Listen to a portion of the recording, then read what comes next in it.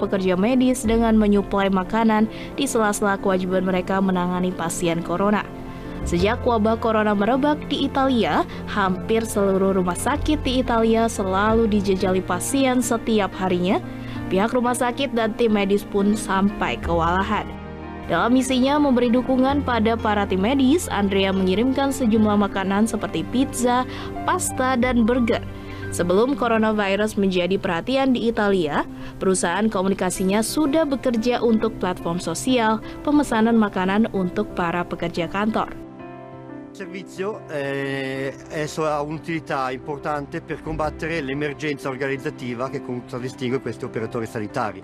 I turni cambiano perché se un operatore viene trovato positivo viene messo in quarantena e quindi alcune persone che magari sono di riposo vengono chiamate improvvisamente in servizio.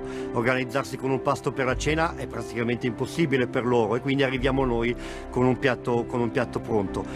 A pranzo il momento in cui smontano è praticamente contemporaneo alla chiusura della mensa e quindi visto che devono pulirsi, non possono andare in giro con dispositivi di protezione individuale utilizzati per fare un servizio a persone con un virus, poi è impossibile per loro accedere alla mensa e quindi ecco che noi forniamo questo supporto oltre che morale anche dal punto di vista pratico per far sì che siano sempre abbastanza su di morale e in forze per assisterci al meglio.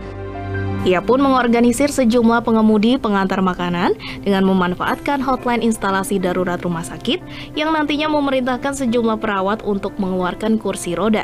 Dan kursi roda inilah yang digunakan sebagai media untuk mendistribusikan makanan-makanan tersebut sehingga sang pengantar makanan dan perawat tetap dapat menjaga jarak untuk mencegah infeksi silang. Tercatat beberapa restoran juga turut serta dalam proyek ini untuk menawarkan pilihan menu yang berbeda dan mengirimkan beberapa pengantar makanan mereka. Makanan-makanan ini merupakan ucapan terima kasih dari masyarakat atas kerja para tim medis melawan corona, sekaligus menjadi dukungan moral tersendiri bagi para tim medis dan itu terlihat di rumah sakit. Italia sendiri ditetapkan WHO sebagai epicentrum pandemi corona di Eropa. Tercatat jumlah kasus warga yang terinfeksi corona di Italia mencapai lebih dari 90.000 kasus, dengan korban meninggal dunia lebih dari 10.000 orang dan lebih dari 12.000 orang yang dinyatakan pulih.